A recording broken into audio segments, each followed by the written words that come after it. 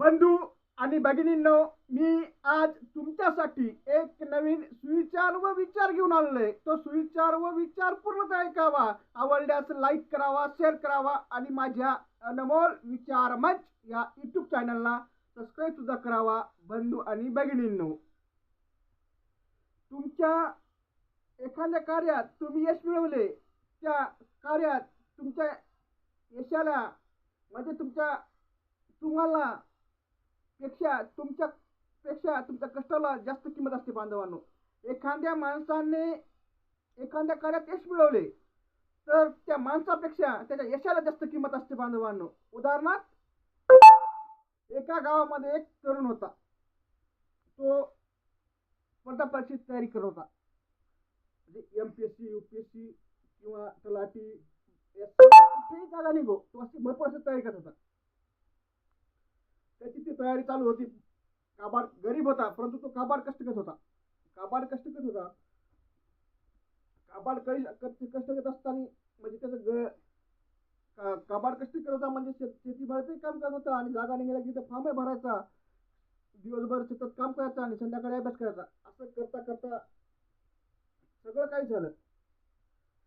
काही झालं, मस्त झालं आणि एकदा तो असा लागून गेला, सर्विसला लागून गेला. तर त्याच्या गावात त्याच्या परिवाराची चर्चा म्हणजे त्याची चर्चा होण्यापेक्षा त्याच्या कष्टाची जास्त चर्चा होऊ लागली. त्या परिवाराने कोणाला कशी साथ दिली, त्यानं कसे कष्ट केले, म्हणजे त्यानं कसं मेहनत घेतली, काय केली, हेच करू लागले. म्हणजे त्याच्यापेक्षा त्याला स्वतःच्या महत्वापेक्षा त्याच्या फक्त कष्टाची जास्त चर्चा गाव करू लागलं. आणि त्यानं कसे कष्ट केले, काय केले, कशावर पुढे गेला, काय गेला, हे त्याची विचारपूस केल्यापेक्षा त्याने कष्ट कशी केली याची जास्त चर्चा होऊ लागली. आणि त्याची सुद्धा न्यूजवाले याच्यावर सुद्धा त्याचीच मुलाखत जास्त घेऊ लागली कष्टाची. त्याच्या कुटुंबाची, त्याची स्वतःची जास्त माहिती न घेता, मग कसं झाली, काय केली हे न करता फक्त त्याच्या कष्टाचीच माहिती जास्त घेऊ लागली.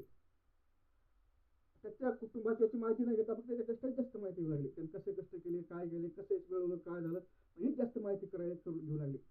मला सांगायचं तात्पर्य बनवायला एवढंच की माणसाच्या कष्टाला जास्त किंमत असते. माणसापेक्षा माणसाच्या कष्टालाच किंमत जास्त असते. म्हणून जगावे माणसानं असं की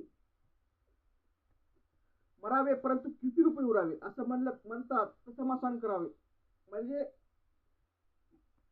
आपण गेलो तरी आपलं भूत ना भविष्य, म्हणजे आपण भूतकाळाचं आपलं नाव राहिलं पाहिजे, भविष्य काळाचं आपलं नाव राहिलं पाहिजे आणि वर्तमान काळाचं आपलं नाव गाजलं पाहिजे. असं कार्य करावं.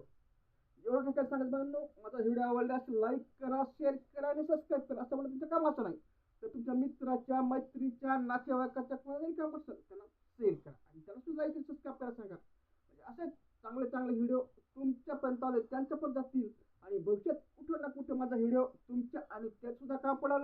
म्हणून तुम्हाला पुन्हा एकदा सर्वांना विनंती करतो की माझ्या अनमोल विचार मंच या यूट्यूब चॅनलला सबस्क्राईब करावं. एवढं सांगायचं मला. धन्यवाद पुढे ऐकल्याबद्दल.